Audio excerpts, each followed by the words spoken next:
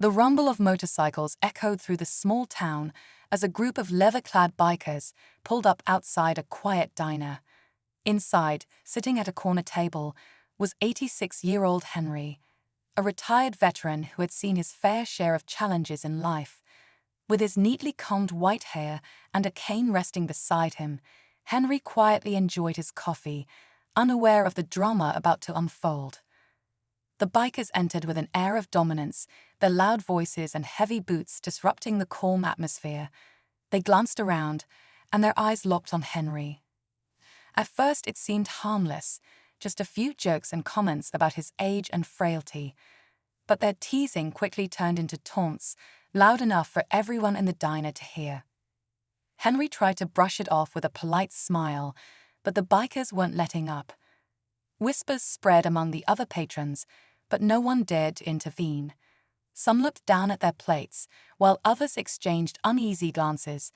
The tension in the room grew thick as Henry, a man who had faced battles on faraway shores, now found himself the target of mockery in his own hometown. Just when it seemed like things couldn't get worse, Henry calmly reached for his phone. His hands, steady despite his age, dialed a number. The bikers laughed louder, making jokes about who he could possibly be calling. But Henry's expression didn't waver. He leaned back in his chair, said a few quiet words into the phone, and hung up. Moments later, the sound of approaching engines filled the air. Only this time, it wasn't the bikers' doing. Every head in the diner turned toward the windows as a new group rolled in. What happened next left everyone stunned, and the bikers frozen in place. Stay tuned to see how this veteran's unexpected allies turned the tables. The sound of roaring engines grew louder, filling the air with a deep, steady hum. The bikers inside the diner exchanged confused glances, their bravado faltering. Outside, more motorcycles lined up in the parking lot, gleaming in the sunlight. Unlike the scruffy crew inside, these riders looked sharp and organized, wearing leather jackets emblazoned with a symbol that seemed familiar to some of the older patrons. Henry, still seated in his corner, watched quietly, his expression calm but unreadable. A faint smile tugged at the corners of his mouth as the newcomers dismounted their bikes. One by one, they removed their helmets, revealing men and women of all ages, their faces determined but composed. They moved with a sense of purpose, not arrogance, and their presence was enough to turn the atmosphere in the diner on its head. The lead rider, a tall man with a salt and pepper beard and a commanding presence, stepped forward and pushed open the door. He scanned the room, his eyes narrowing as they landed on the group of bikers. Without a word, he walked toward Henry, extending a hand. "Good to see you again, Sergeant," the man said, his voice deep and steady. The bikers, now visibly uneasy, began shifting in their seats. Henry shook the man's hand, his grip firm despite his age. "I wasn't sure if you'd make it in time," Henry replied, his tone casual but laced with quiet confidence. "We always have your back," the man said, glancing at the bikers. "That's a promise we never break." The tension in the diner was palpable. The bikers, who had been so full of swagger moments ago, now looked uncertain, their eyes darting between Henry and the new arrivals. It was clear these weren't just any riders. They were a brotherhood, a family. But who were they, and why did they respond so quickly to Henry's call? The answers would soon come, and they were nothing anyone in that diner could have expected. The air in the diner felt heavy, thick with unspoken words and unease. The lead rider turned to face the bikers who had been harassing Henry. His calm demeanor only added to the tension. "Is there a problem here?" he asked, his voice steady but carrying an undeniable weight. The bikers, caught off guard, scrambled to respond. Their leader, a younger man with a shaved head and a nervous smirk, tried to regain control. "No problem at all," he said, his tone laced with forced confidence. "We were just chatting with the old man." "Chatting, huh?" the rider replied, raising an eyebrow. He crossed his arms, and the others behind him silently stepped forward, forming a wall of solidarity. Their mere presence seemed to shrink the once boisterous bikers. Henry chuckled softly, shaking his head. "It's not about guts," he said. "It's about knowing when to stand up, even when it's not easy." Outside, the parking lot was empty now, save for the veterans' motorcycles gleaming under the afternoon sun. They gathered around their bikes, talking quietly among themselves. Before they left, the lead rider stepped back inside. He walked over to Henry and extended his hand again. "You handled that like a true leader," the rider said. "We've got your back always." Henry shook his hand firmly, his expression warm. "I know you do. That's what makes all the difference." As the veterans rolled off into the distance, Henry took a deep breath, looking out the window at the now calm street. Life in the small town would go back to normal, but it wouldn't be quite the same. The people in the diner had witnessed something they wouldn't forget, a reminder that courage and integrity could still command respect, no matter the odds. For Henry, it wasn't about being a hero. It was about showing that even in the face of intimidation, one act of quiet strength could change everything. And as he finished his coffee, he smiled to himself, ready for whatever life might bring next. The men turned to him, surprised by his directness. "You're sharper than you look, old man," one of them said with a smirk. "But this isn't your business." Henry chuckled softly. "Oh, it's very much my business. And if you knew who you were dealing with, you'd already be gone." The veterans subtly adjusted their positions, creating a quiet but powerful wall of support behind Henry. The two men in suits exchanged a look, and for the first time, uncertainty flickered across their faces. Whatever they were here for, it was about to take an unexpected turn, and everyone in the room could feel the storm brewing. The room felt like it was holding its breath, the air electric with tension. The two men in suits, their confidence shaken but not entirely gone, squared their shoulders. "This doesn't concern you," the taller one said, addressing Henry with a stern glare. "We've got business with them, not you." Henry's calm expression didn't falter. Instead, he stepped forward, his cane tapping softly against the floor. "Business. Funny. I've heard that line before, usually from men who think they can intimidate their way through life." His voice carried the kind of authority that comes only from decades of experience. "But here's the thing, you walked into my territory, not the other way around." The veterans behind Henry shifted subtly, their presence a silent but undeniable show of force. It was clear they weren't just a group of riders, they were a network, a brotherhood, trained and ready for anything. The men in suits hesitated, their calculated demeanor cracking under the weight of the moment. One of the patrons, an older man who had been quietly watching from the back of the diner, stood up suddenly. "I've seen you two before," he said, pointing at the men in suits. "You were sniffing around my property last week, asking questions that didn't sit right." The room buzzed with murmurs as the realization spread. These men weren't just here for the bikers.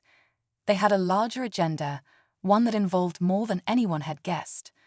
The men exchanged a look, clearly realizing they had underestimated their audience. Henry leaned on his cane, his voice steady and clear.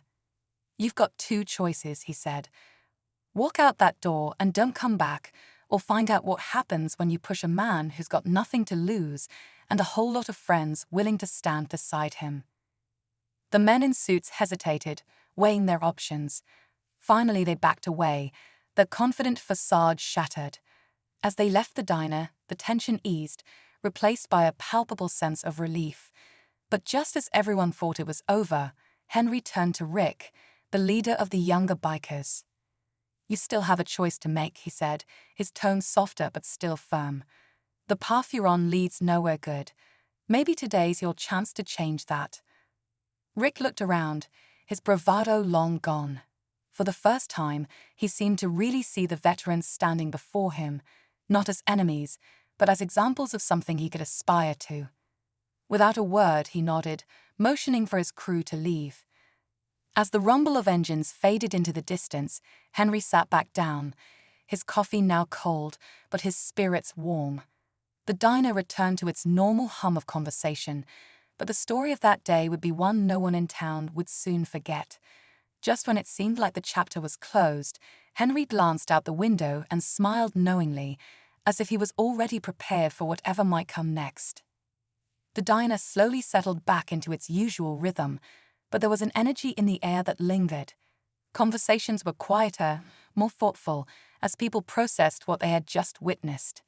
Henry sat at his table, his hand resting lightly on his cane, his eyes scanning the room with a quiet satisfaction. He wasn't looking for thanks or recognition. He never had.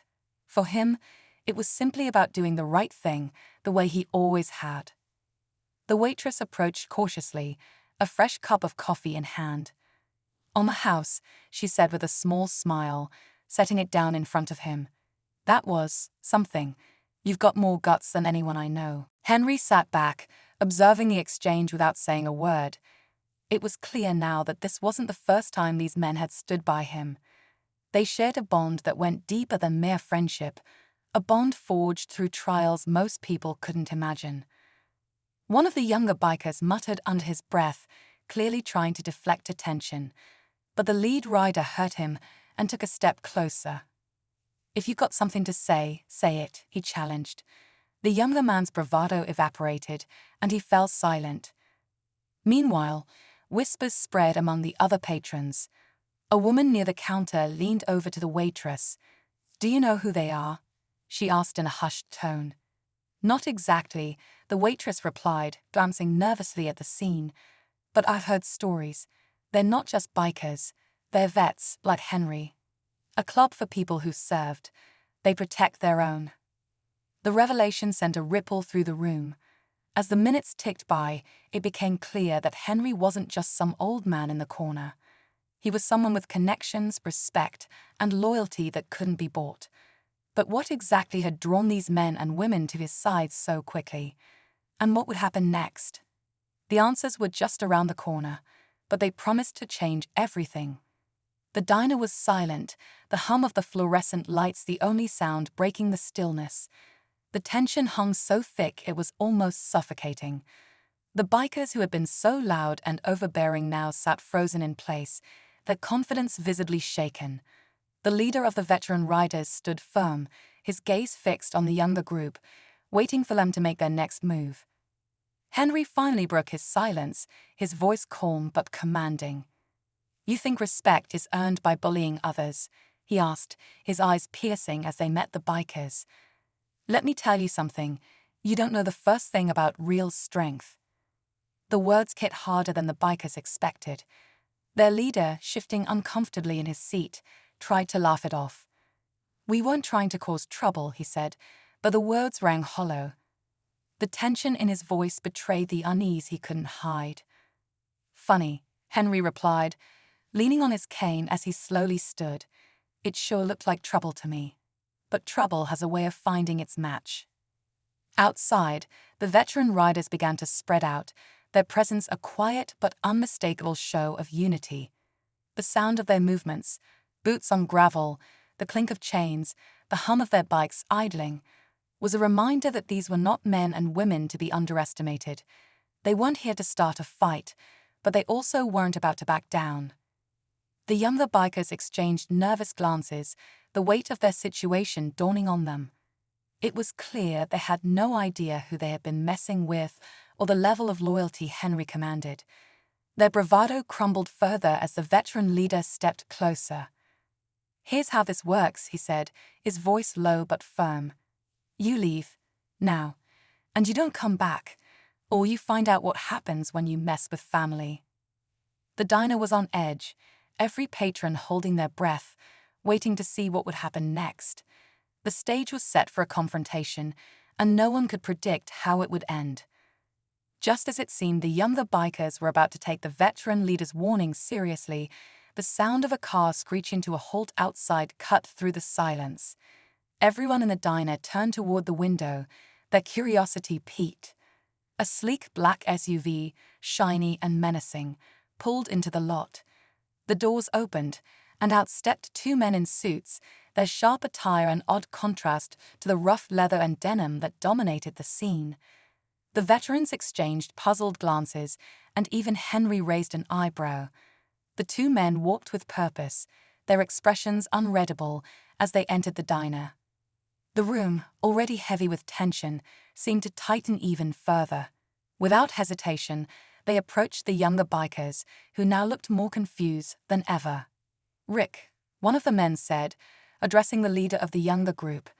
His tone was low, almost threatening. "We told you to keep a low profile, didn't we?"